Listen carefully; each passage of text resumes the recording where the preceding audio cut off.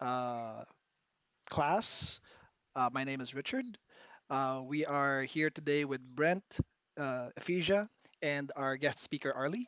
He'll be talking to us about what it takes for an organization to become adaptable, effective, and results oriented. And in the cyber class session, Arlie will be talking more about that, what we've been thinking about, what we've been trying to do in our organization, and maybe you can pick up a few things that would be helpful for you.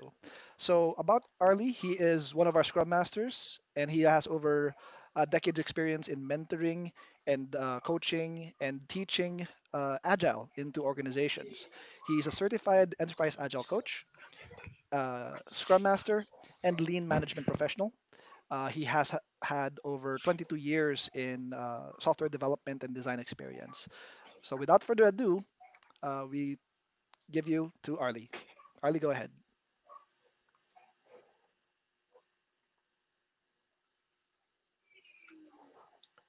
Um, Hello, can you hear me now?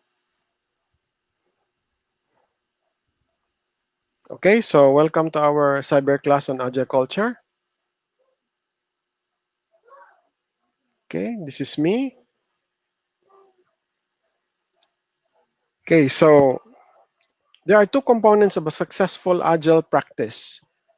First one is being agile, that is transformation, culture. Second is doing agile adoption. Our purpose of adopting agile is actually for operational excellence. Agile is about refactoring the organization, flattening organizational structures, amending policies, etc. Simplifying rules, roles, and organizational hierarchy.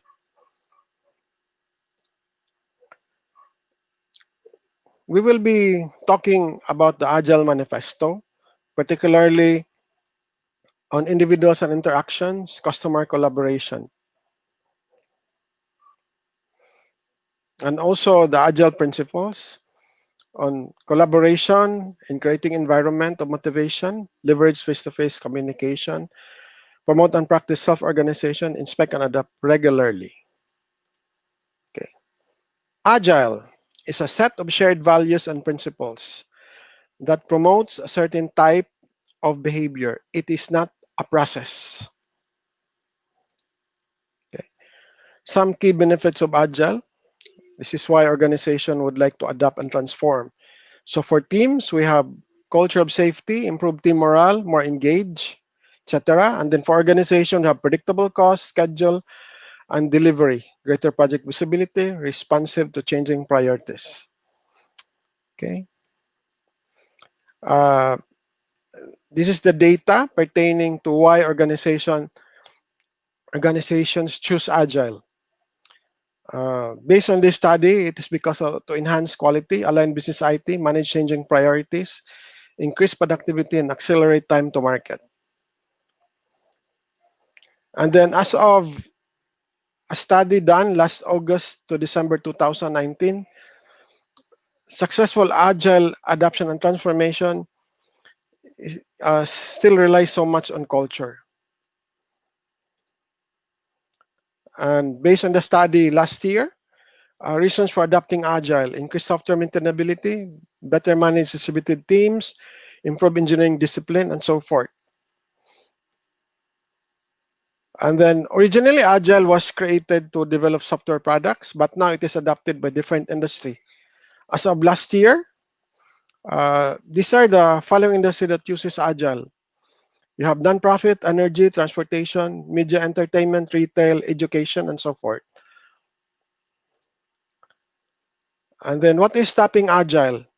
Number one, failure to change culture, lack of skill, resistance to change, lack of management support. Now, these are the agile thought leaders. In 2001, they went actually to Utah to come up with a unified way of better developing software products. And at the end of the 2 days, they were actually able to come up with the Agile Manifesto and principle. Now, so how do we become agile?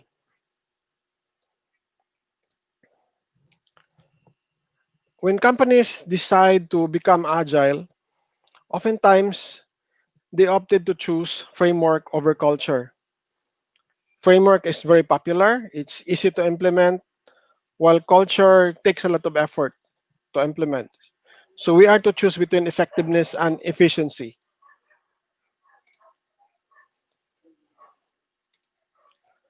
Okay, cargo cult. Cargo cult is the ritualistic way of doing something without the sincerity, without the principles and values, and still gaining benefits from it. So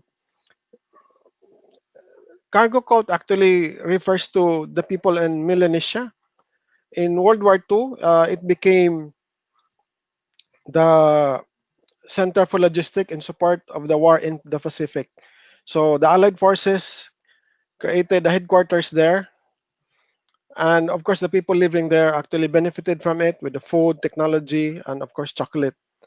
And at the end of the war, all of this went away, and the people living there thought that if they do the drills of the soldiers and come up with a mock-up airplane and radar, uh, they thought that everything would come back. So this is an example of a cargo cult. The biggest cargo cult, in fact, is the modern corporation. The fear of losing control is the greatest barrier for change. Now,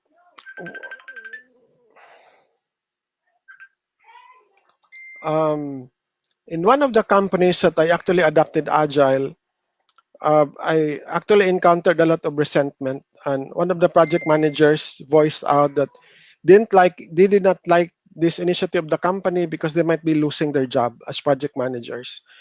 And one thing that I assured them that when agile transformation and adoption is done, there is job security and salary security. The only thing that could change would probably be your position or title. Now, oftentimes when agile is adopted by a company, it results into a wait and see game. So management would like to see if the team would be successful in implementing agile. But it would really be better if there are fewer people in the sidelines and the everyone would help each other. And we should not wait, for something bad to happen. Culture follows structure. If your company is highly hierarchical, it would be somehow difficult to adapt and transform to agile. So you have to flatten your organization. Um, Practices are very superficial. What's really important are principles and values. yep. Arlie, can we just Now let's go talk one about slide back Frederick real quick? Taylor.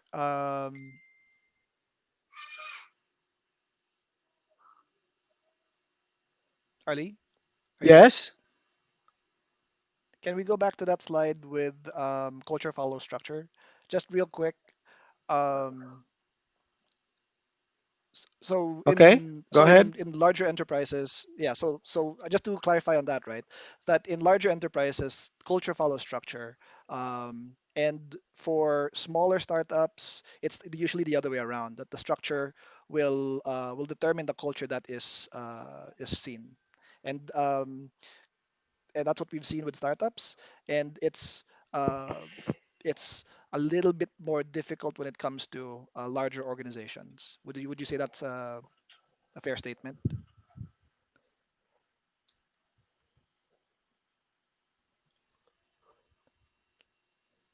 Yes, Arlie? I think. Okay, thanks.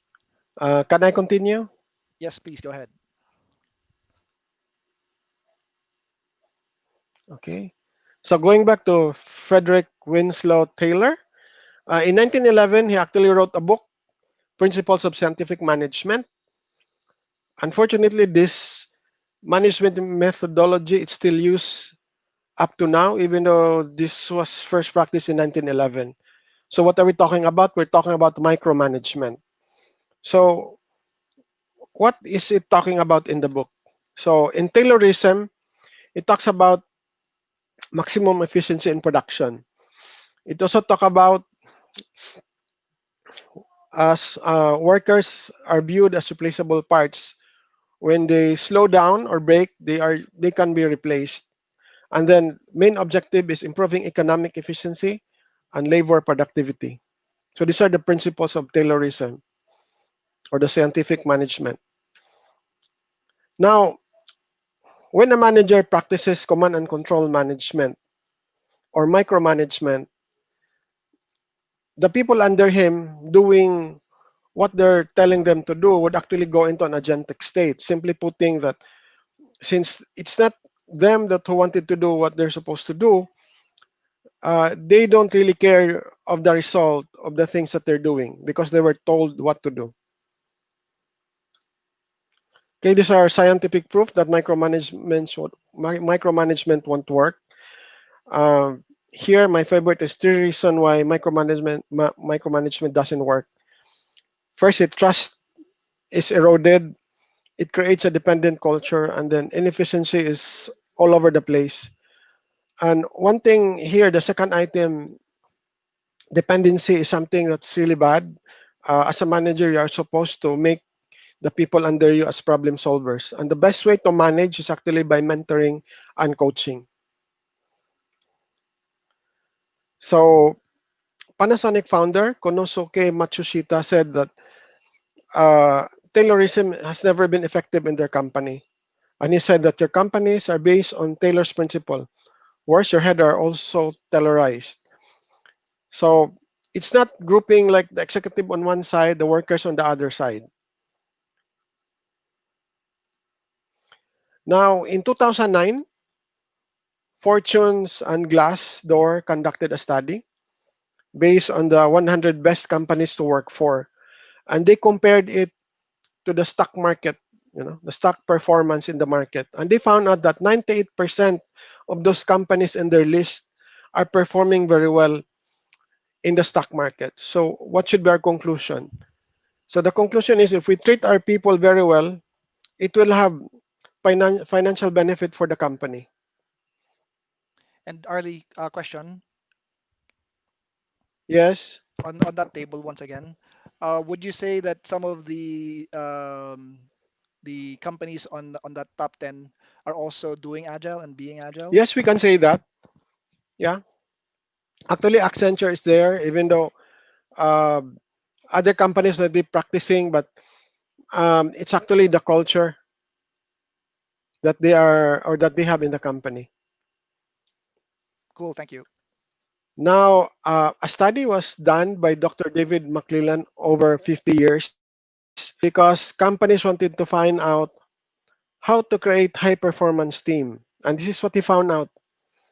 Very simply, it's about autonomy, mastery, and purpose. Meaning to say, if you let the team do what they want and let them be expert of what they're doing, and then telling them the purpose of why they're doing what they're doing, this would help create a high performance team. Okay, and then with regard to defining the meaning and purpose, meaning to say believing in what the company believes, based on a Gallup study in 2016, it makes the people working in the company three times likely to stay, 1.4 times more engaged, 1.7 times higher job satisfaction. Now, what's the disadvantage of people being disengaged? It does not only bring negative work environment, but in the US alone, every year they are losing money in the amount of 450 to 550 billion dollars a year due to disengagement of employees. So the hard numbers are as follows: 87% of employees worldwide are disengaged. Only 13% of employees worldwide are engaged. So higher purpose brings in intrinsic motivation. Now again, when you have happy people, morale is a multiplier of productivity based on a study in 2015. Vulnerability. Now, this is how I define it. It is the inability to protect oneself from any type of harm, emotional or physical. This may be due to the consequence of one's action or inaction or due to the lack of knowledge or experience. So when a person is afraid to express his vulnerability or admitting that he is wrong or he does not know something, based on a study by Brené Brown, it says that as much as vulnerability is bedrock of shame, fear, but also joy, belonging, creativity, and love. So when people are afraid of you, then you can take away joy, belonging, creativity, and love. Now, so how would you organize your teams when you adapt and transform to agile? Traditional companies would have component teams, meaning to say they have a department for database, they would have DBAs, they would have a department for front end, back end, and so forth. So these are what you call component teams. The consequence of this is that this requires a lot of coordination, a lot of managers. So that's why you need to break this down into feature teams, meaning to say you have to put teams that are a mixture of all of these different skill sets to minimize or do away with a lot of coordinations. Arlie, I have a question. Now, richer communication or hello, Yeah, sorry. Chard, Just going back to were you the saying? yes, on the feature teams versus component teams. In your experience, what have you seen, or what have you You're experienced as breaking up, in your Chard. experience? What have you experienced working with organizations? What have you? Yeah,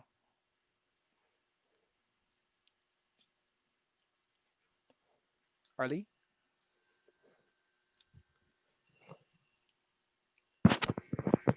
Arlie, can you hear me? Yeah, I did not actually hear your question. You were breaking up. Sorry. My question was for feature teams versus component teams. What did you see in Yes. your experience? So, can you elaborate on that? Meaning in the companies that you work with, how often did you see component teams versus feature teams? Oftentimes, this is the common way of organizing team for so many companies. That's why I make it a point to mention it here because a lot of companies are actually having this. Like, for example, they have their DevOps department or DevOps group, wherein agility is actually encouraging that everybody that is needed to deliver the product should be in the team. So, did I Okay. answer your question, Yes, thank you. Please go Chard? ahead. Yes, please go ahead. Can I go ahead? Yes, you can.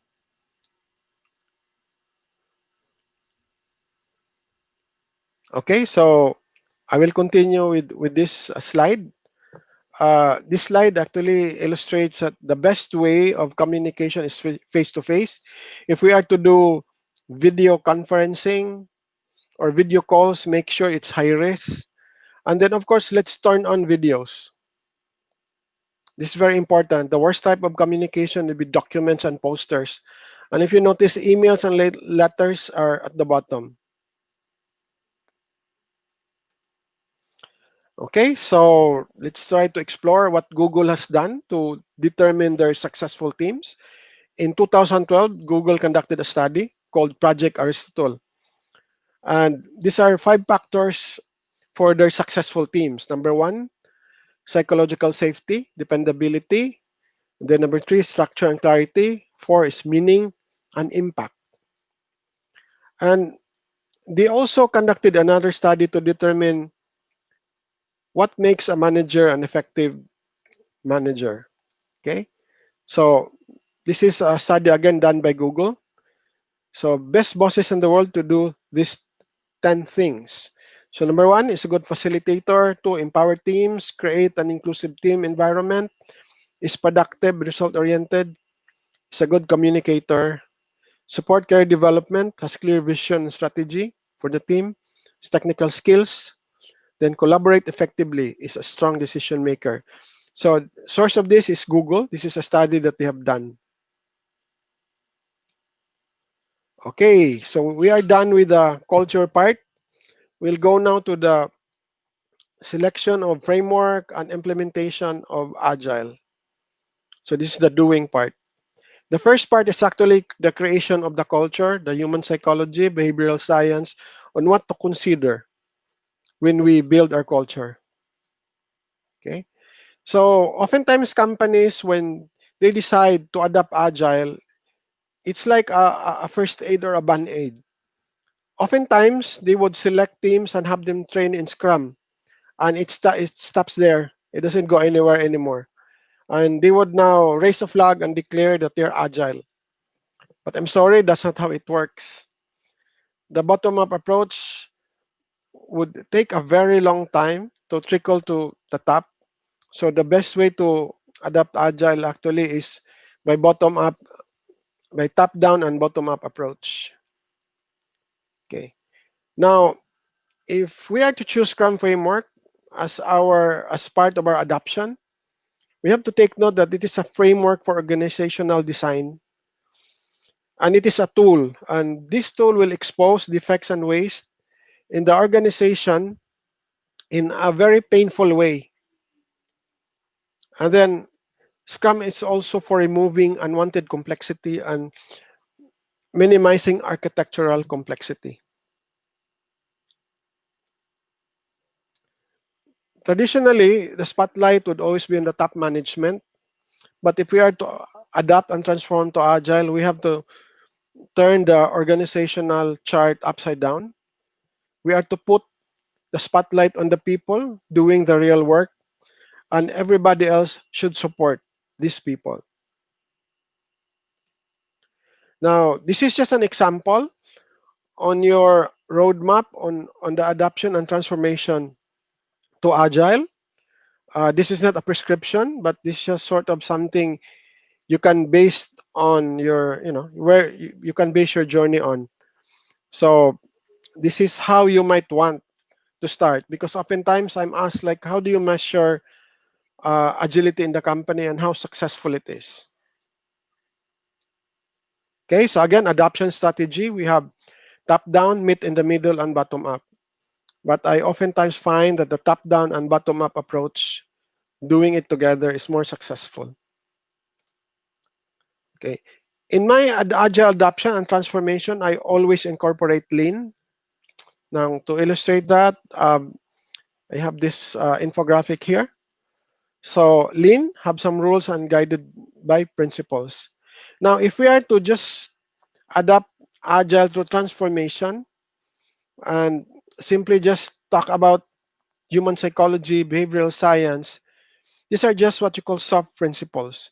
There is less prescription. These are very abstract and would be very hard for newbie organizations or organizations with no experience to start, and it is very easy to fake. Okay, so if we simply stick to frameworks like the roles, rules, processes, techniques, and it has an inadequate context, it prevents maximized learning through empiricism and experiments. So with lean, like if we are to adopt Scrum by nature has a lot of gaps. Using lean principles and practices, we could fill in those gaps.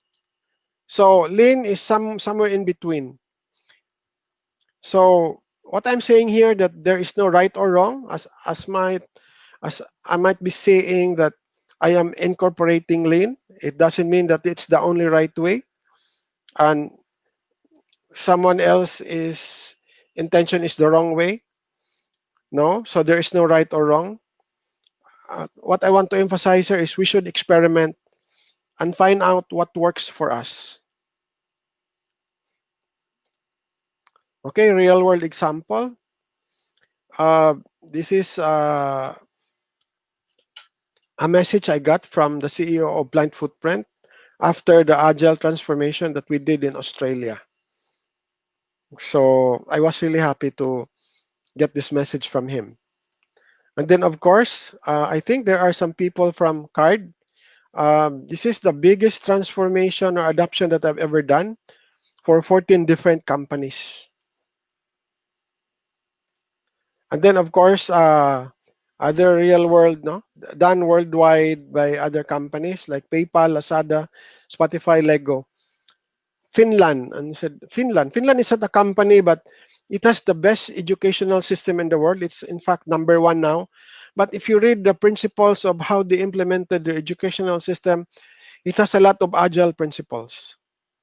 And then, of course, my favorite is the Saab Defense. It is a fighter plane manufacturing company. At the time where I got this data, they were using Scrum, and they do daily Scrum or daily stand up every day.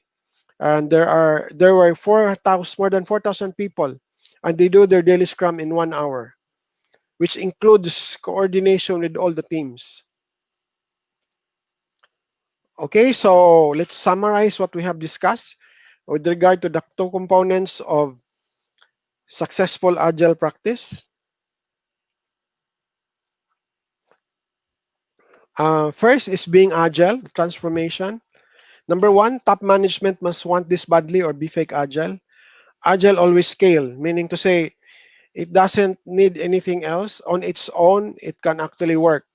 So it doesn't have to be under any other department like HR. So all the departments can collaborate in helping to adapt and transform to agile. And second is drive culture, empowered teams, autonomy, mastery, and purpose. Of course, this results to high morale, psychological safety, cooperation, teamwork, collaboration. Then change org structure, please. Again, culture follows structure. Now it should be safe. No, next is for people to challenge assumptions. No, raise problems, and don't be afraid of being blamed, being judged or ridiculed, and punished. And then, of course, let's protect the shortcomings of our team. There should be no micromanagement, allow experimentation. And then, of course, in an agile culture, it should be based on principles, values, and mindset. And now on the doing agile, of course, I put it there again, do culture. Let's always put the human factor of production number one. Okay? No to local optimization. What do I mean by this? It's not going to be, oh, we will implement agile and we do it for IT only. Agile adoption and transformation should be for the entire organization. And then as we talked a while ago about feature teams, please. Okay, and the advantage of feature teams would be lesser coordination or no coordination meeting at all. And then cross-functional teams. When I was a programmer, when I still do coding, um, I was the developer, I was the QA, I was the DBA. I didn't really mind doing all of this, but nowadays it's very specialized. You have the front end, back end, you have the UI UX, and like when um, my my QA got sick in one of my projects, nobody was willing to take on the QA function. So we weren't really able to deliver. Now hire external consultants so they won't be afraid to be blunt and honest on the things that needs improvement, and then train internal coaches to assist the external consultant. And of course, agile governance, and then training. Top down, bottom up approach still the best. And then don't get stuck using one framework, please. One company I worked with was that uh, the development team was very miserable. They were using Scrum, but at the same time, they were also supporting production. And their sprint was always interrupted, and they were always like reprimanded by the management why they weren't able to deliver the forecast. So please experiment and choose the appropriate framework. Then inspect and improve process continuously. Align HR. One example, I had one team in the middle of the sprint, everybody stopped coding because it was the last quarter. They were supposed to meet their KPIs. And then the HR team decided to stop coding because they were not able to deliver the Hello, forecast. So Arlie, are you there? Already froze. Oh no, We'll probably wait and for we him. lost him. Uh, do we want us to navigate on those questions right now while Uh, Arlie reconnect? Yeah, let's go do that. So I'll ask a few questions here, and then maybe Shang, Brent, you can answer, or I can answer as well. So the first question there is, what do you mean by agile in Tagalog? Sorry, newbie, I'm just curious. So how would you explain agile in Tagalog?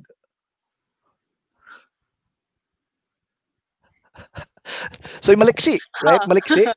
Maliksi is, I think, a the term that you would want to use uh, to describe what agile is in Tagalog. So um, yung madaling maka-shift from one position to another. So parang cheetah. If they're running and they're trying to chase prey, hindi man pwedeng kung change ng direction yung prey, dire-diretso lang yung cheetah. They have to be able to change direction. So basically, agility in software development context is kaya mong mag-respond to the needs of the organization or the needs of your customer. Hi, Arlie. Welcome back. So while you were Yeah, away, we were trying to answer some questions. yeah. Sorry, Um, I didn't notice that I got cut off. Yeah, yeah. I dropped off the call. So you were. So can you bring up your screen once again? I'll guide you through where we left off. Okay. So, and hopefully I answered agile in Tagalog as maliksi as as well as I can. Tagalog is not my best language. What's iterative in Tagalog? Hmm. Can you Paulit-ulit, see my screen now? it's still loading. Loading Incremental is already. paunti-unti. Incremental is paunti-unti. Iterative is paulit-ulit in terms of process. Okay. So we lost Can you you see at my, the, yes, we can see your screen. Can you go to your last slide? We lost you at the uh last slide. which slide? I Last don't. one. Last, Which topic? doing agile at the very last. This one? No, all the way down. Okay. There. Yes, that one. This one? Yes, the do culture. Yes. So you were already at don't get stuck on using one framework. That Okay. teams should experiment. Okay, so I'll continue on this. All right, go ahead. Can you see my screen now? Yes, please continue. Okay. Um, don't get stuck using one framework. Okay. Real world example. I have one project. When I joined the project, the team were very miserable. They were using Scrum. At the same time, they were also supporting production. And oftentimes at the end of the sprint, they are not able to deliver the sprint backlog. They are not able to meet the sprint goals because they have to attend to production problems and support customer. And they were often reprimanded why they were not able to deliver. So I had to courteously talk to the management and told them that if you're doing production support, Scrum would not be appropriate. And of course, I was able to resolve this. So the point is learn when to use the right framework.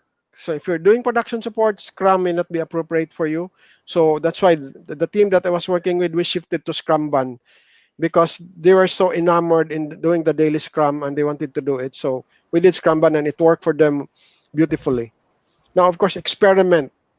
Always try if it works. If it won't, please don't insist on doing it just because everybody's doing it. And then inspect and improve process continually.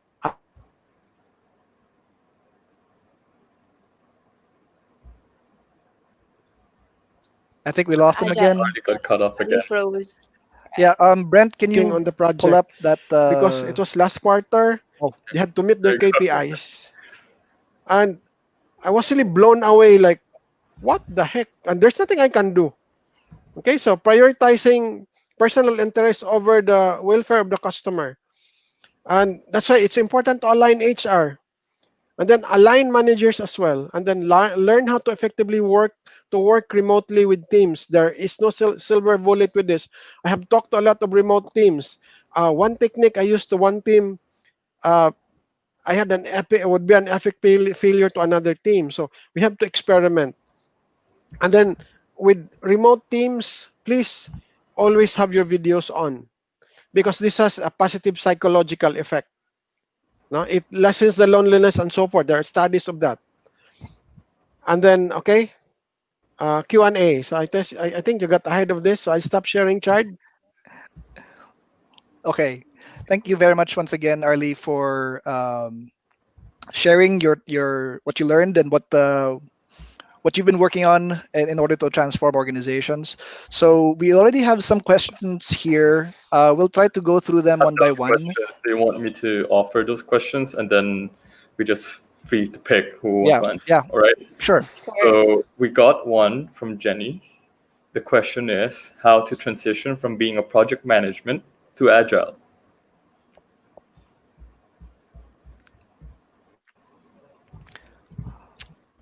Take that for me. Mm, All right, go ahead, Brent. Then I'll probably add. Still writing down the questions, Richard. Could you offer it, and then I'll pick it back on you. Okay, so as far as transitioning from project management to agile, it has to be grounded on um, values and mindset. Definitely start exploring the manifesto, start exploring what has happened since then for the past it's since it's 2001, almost 20 years now. Understand what what are the ingredients that make it as make agile software development successful, right? And having a desire, a burning desire, in order to improve the way you work, improve the way um, teams are working together, how sustainable they get, how they delight the customer often and frequently, and how teams work with the business and how teams improve themselves. Once you have that, then you're on your way into moving into agility. One of the Can I add things. to that? Go Sure. ahead. I used to be a project manager, so I can relate very much. When I just jump in, into the bandwagon of being a Scrum Master, I actually brought in a very big baggage with me. So I look at everything in terms of PMBOK since my training was on PMBOK, and it was a disaster. So I had to step back and unlearn everything and have an open mind. So I have to go back and jump in, carrying no baggage at all because when I was carrying it, I had a lot of biases. Like it was always metrics for me, correct. it was always coordination meetings for Yeah. me, and it Yep. was always me being served by the team, which is opposite to being a scrum master, wherein you serve the team.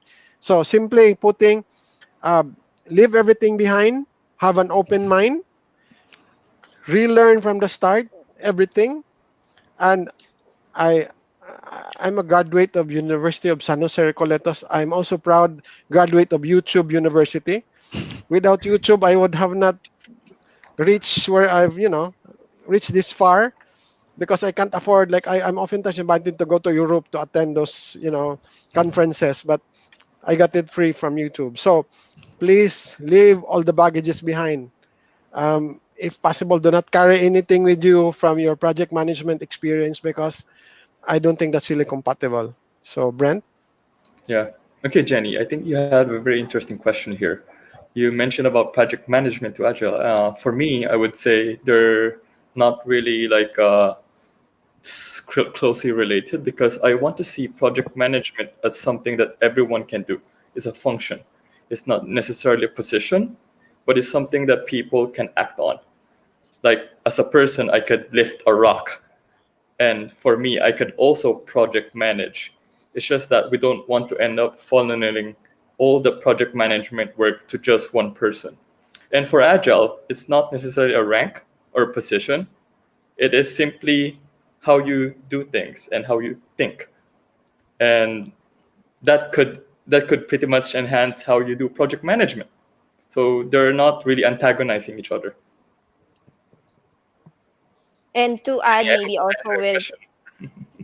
with Richard comment, it's really important to have a proper mindset when transforming from the traditional approach to the agile. So without being open minded to all of the experiments that will be done, it will be total disaster, as what Archie also mentioned.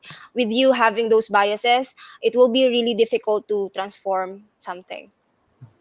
And yes, and we have stories to tell about that for sure. Right. Yes, All yes. right. Do you want us to move forward to the next question? Yeah, Yeah. let's All move right. to the next So, question. so the next question is by man Jeanette Perez.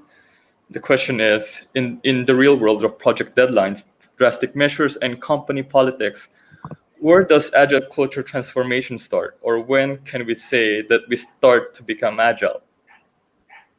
Interesting question, isn't it? Oh yes, I'll let Arlie take this if he wants. Okay. As I mentioned a while ago, this is one of the few things I mentioned. The top management must badly want this because if the scream and the kicking would be coming from the bottom, it would be a very futile endeavor. So, like with this question, it should start from from the top, and then they should trickle it down. Otherwise, we could just go ahead and do no best software engineering practices and do not attempt to transform. So that's the best thing we could do. Yep. And in this time of where we are right now, right in the pandemic, we have to ask ourselves what had caused the transformation to occur into your organization. Was it your CEO, your CIO, your CTO, or COVID? And how quickly did that emerge, right? How quickly did the change emerge and transform your organization? What does that look like? That's something that has to become a norm for any organization who needs to be able to respond to your customer needs, who has to be able to could respond to market changes in order to survive. And you point out a very interesting word here. You said the real world. So does the real world really the real world, or is it simply how you guys act as a social as a society that accepts simply that projects have deadly deadlines, drastic measures, and company politics? Because all of this are simply things that you guys or all of us as human beings act on. These are not Mhm. something that the nature or the world serves us. It's us trying to shift the perspective so that we could the transformation comes from within and towards how we work, Mhm. Yep. right? Right. And that's where your change management practices comes in. So if you're interested, look up Cotter's change management. There's also GE's change acceleration program. I think there's several other change management things or processes that you could use in order to try to apply a cultural transformation. And like what Brent said, I think these are all just elements of the culture that pervades the organization to this day. So Mhm. and what are we willing to do in order to like what Arlie was mentioning? What's the burning platform? What's the most urgent thing that the leadership is sensing, is feeling that it wants to do this differently. They want to do things differently and do it soon enough. Perhaps I could relate one experience I had. Um, One time my boss called me up. He's a VP of operation, and we had this software replacing the legacy system, and he gave me a bird's eye view of what they want done, and he asked me like, when can you finish this? Probably you already have your team which completed previous projects, and they want this legacy system replaced. My simple answer was, what's your budget? And he gave me the budget. I went back to the team. In 30 minutes, I came back to him. With your budget, this is how much you can do. And with all these features, you just have to prioritize what feature would add the most value to business and to the customer. And this is what we can deliver. So, and they were surprised because they thought that if you do agile, everything is soft dated, like there's no hard date. I said, no, we can do a hard date. We could estimate. We may not exactly hit this, but we will do everything we can. So, when can you finish it? I asked for the resources, like what do we have? So that's one of my experiences. Right. Thanks, Arlie. So I will be guiding you guys on the question because the question count in the number of the remaining time that we have is pretty much getting out of match. All right. Okay, go So ahead. I'm going to move on to the next question. Thanks, Arlie. The next question is offered by Vincent. The question is, it was the earlier slides that most of the time management is the cause of why agile transformation fail. What are your advice to managers for not make this happen? So let me try to offer some insights on this question. It might look like we're trying to put management as the suspect for all the things that makes things crumble. But we also need to understand that why management exists in the first place. How do we want, if there's this shift in paradigm that we need to set up for the organization, it also means that the responsibility for management has also have to shift. So where are they predisposed to do? How are they orienting themselves to do? If micromanagement doesn't work in an environment that we want to have right now, then we need to reskill. We need to learn something. So what does management has to learn? It's more of like understanding how the people work. How do we see the person as a human being that is capable of feeling, that is capable of doing things fuzzily, because complex work is simply just so difficult to predict, and software tends to be in the complex space which you cannot really predict. And so for management is simply to create the environment for people to sustain and to thrive in an environment that you want them to be. Did I answer your question? I hope. Hopefully, yeah. I think you answered that question, and I think we'll need to move on to the next one so that we can cover more bases or more Right. questions. Okay, the next question is by Kiara. The question is, what are the gaps you mentioned in Scrum and why you suggest Lean? What works in Lean but not in Scrum? Okay. I am not saying that something is working on something and something else is not working. As I mentioned, there is no right or wrong. In my implementation of Agile, I incorporated Lean, and the question is the gap in Scrum. For example, Scrum does not dictate a specific software engineering practice. For example, test-driven development and the like. And so,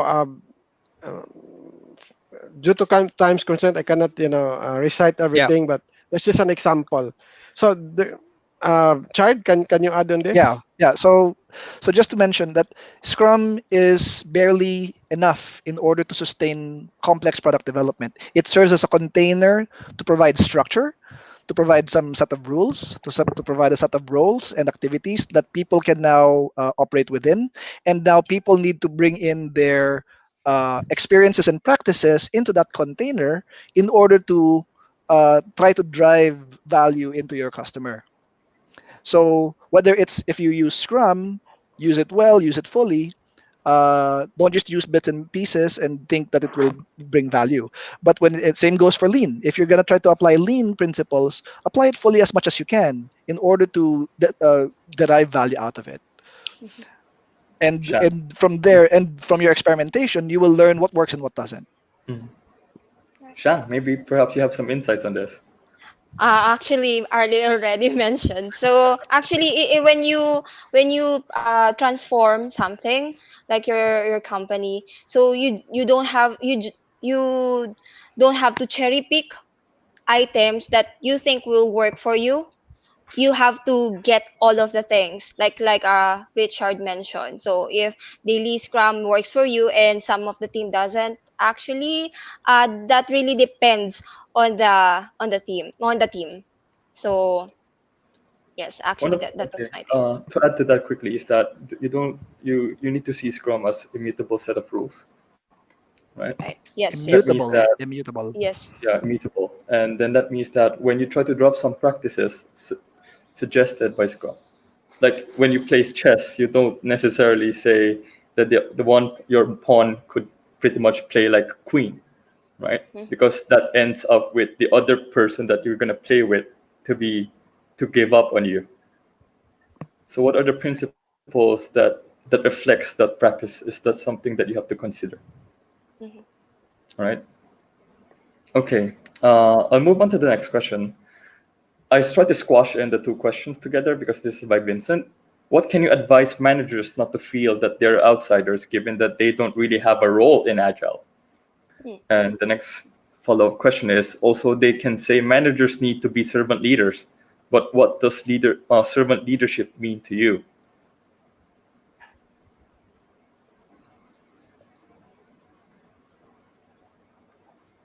And we Or lost Arlie. Arlie. We lost Arlie. I was hoping that he would answer this, and I think it was already mentioned several times in the class, which is basically the leaders and the managers support their teams, creates the environment where agility can thrive.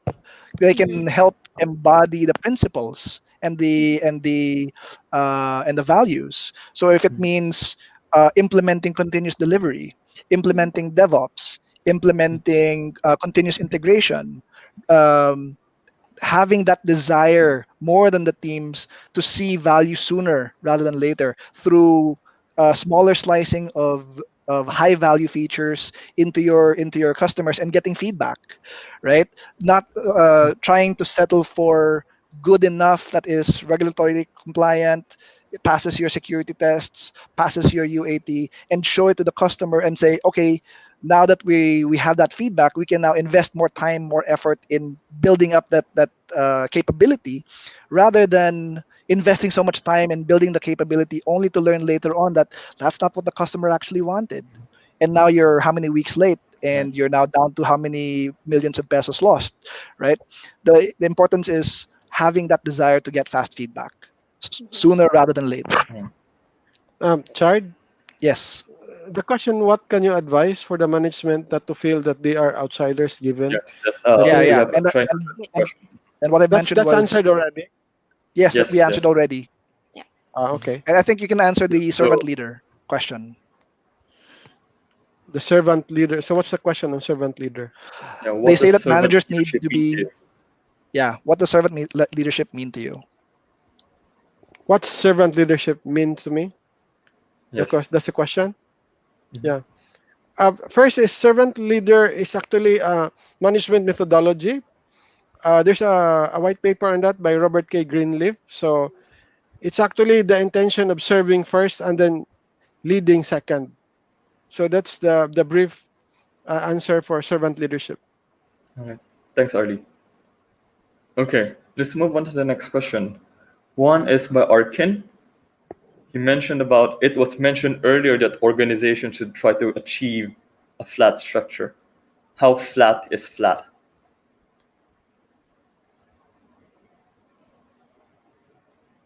Okay. Should I Anyone who answer wants to that? take? Anyone could Yes, take go the turn. ahead. Go ahead, Arlie. Um,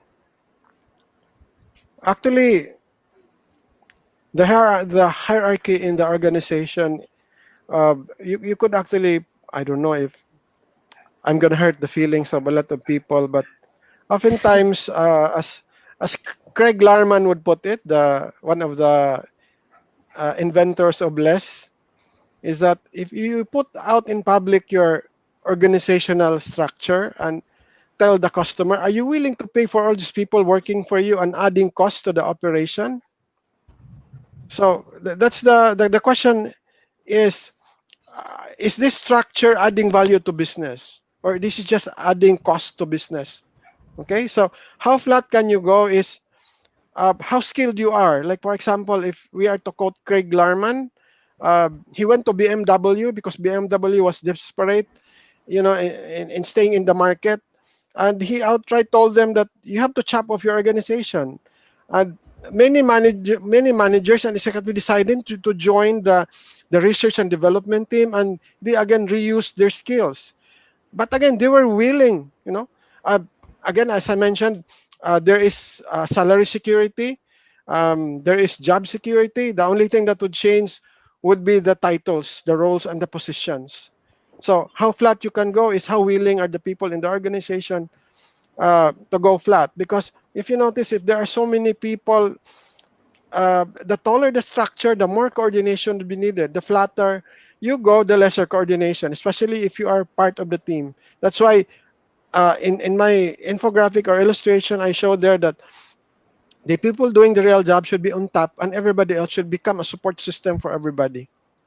So I don't know if that actually answers the question. I think it does. Yes. Before we continue, I just want to give a shout out to our Facebook group, Home Credit Cyberclass Tech Community. So you can check us out on Facebook if you wish to engage with us and ask more questions later on, in case we don't get to have any more time to answer your questions.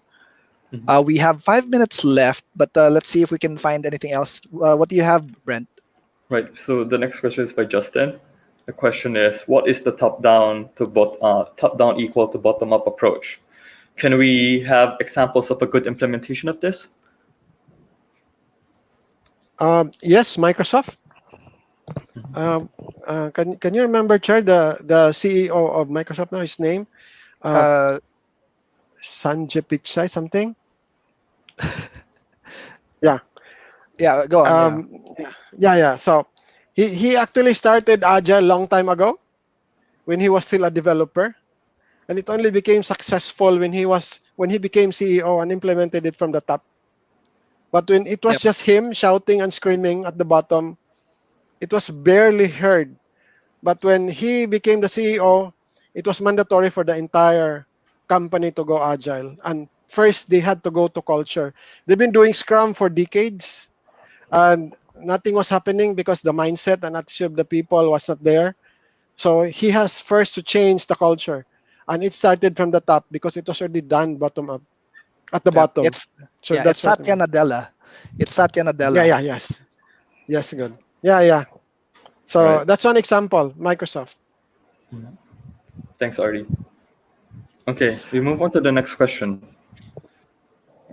by Mary Grace. The question is, how do we make sure that cross-functional members will not be biased on the task? For instance, like developers doing the testing work.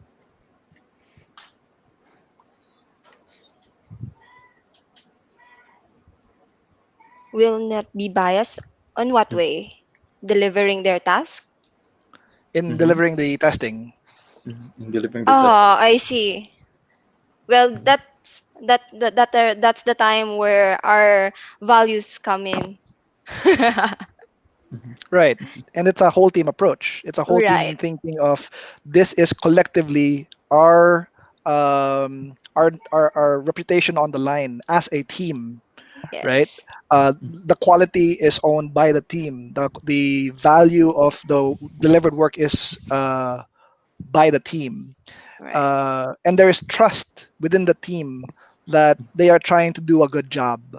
First and Right. foremost, they're trying to do a good job. hmm hmm I don't And think you're at going to the end get of the away with day, biases, right? We're not going to True. get Yeah, away yeah, from yeah. biases. It's yes, agree. recognizing that we have these biases, and then we need each other to recognize these things, Right. right? And And making still that at discernment. Mhm. yeah, and still at the end of the day, we are just one team working towards one goal, which is to deliver a quality product, Right. right? So, And quality could be quality can have a lot of definition, right. Right, right. and that Yes. is something that the organization need to define. Yep. Probably we can do one last question. We have two Yeah, minutes.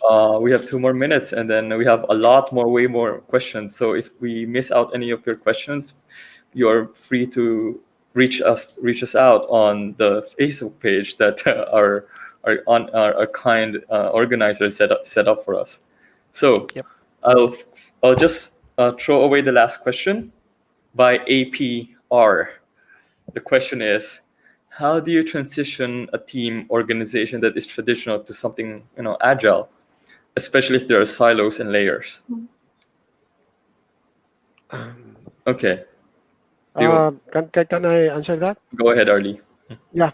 Take the First floor. is silos. I just want to take note why we want to break down silos. Silos hide defects. Again, silos hide defects. Let's try to break this up. How do you transition? Again, as I mentioned, we need to have an external expert. Kung sa Tagalog pa, wag nating kapain to, no? Or in English, we cannot wing this.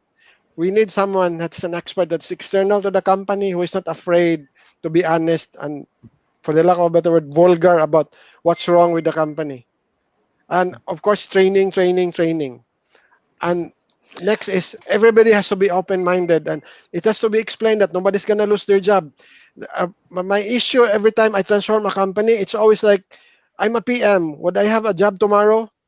Please assure them that yes, because they would be the first one to resist you, and they're gonna bite off your head. Literally, I've experienced that. I even cried silently and hiding in the corner because when I was Right. starting, I didn't explain them. You can keep your job, no, and Yep. then Chad, can you add on that?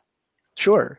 So one of the things that we are also looking at as Scrum Masters, if we're looking at organizational design and development, is how seriously do we think about cross functionality, and that's a typically a leadership or management discussion.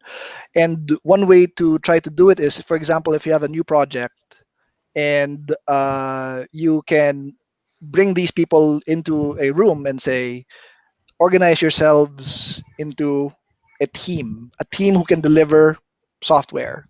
That would assume that you also had training prior to that that would encourage cross functionality or cross skilling and what you call this, and working together as a team, Right. and then assemble them into a room and say, this is the objective, this is what you need to be able to accomplish in the next 3 to 6 months. Organize yourselves as a team and see them organize themselves, and then assign your product owners, assign your scrum masters, uh, and and uh, and sprint. That would be another way to do it, but that's a really big step forward. So All one, right. what you could think about is a small step would be ask leadership to help organize the organization, but even better if it was the teams themselves who would organize themselves. Right. All right. Okay. I think I could add a little bit more on this. What the objective is simply not to dismantle silos, because as human beings, we operate in groups, and it's very natural for us to have silos. Just think about family units. Family units are almost like tribes, and one family is separate from another family. What is important here is to address the dysfunctions of the relationships. All right. So it's not us to trying to eliminate silos and layers. It's how we engage the communications between groups of people, between individuals and among groups. And that is a much more important aspect to think about, and not just say, oh, we have layers, we need to break down layers, we need to break down silos. Mm. Perhaps, but it's the relationship that is important. It's how you guys communicate. Because if you have one person who pretty much stonewalled himself from the rest of the world, that is pretty much a silo. Right. All right. I hope that I satisfied the question. Where's Arlie? Already checked I out don't again. know. And we have already It's reached now, yeah. beyond the schedule. So how do you want us to close this well, Richard and Shang? I think we need to thank everybody who has joined this cyber class about Agile. I wish Arlie was here so that we could thank him for his time and effort in providing us all these learnings. I also want to thank you, Brent and Shang, for joining us and providing some feedback on these questions. Again, you can reach us out on our Facebook group, Cyberclass Tech Community, for home credit. Um, and I think that would be it for today. So, Brent, Shang, and Arlie, thank you very much again for your time. This is me. This is Richard. Thank you very much for joining the Cyberclass, and stay safe out there. And we'll see you soon. All Thank you right. very Thank you, much. Thank you very guys. much. Good night. Good night. Bye-bye. Bye Bye. bye.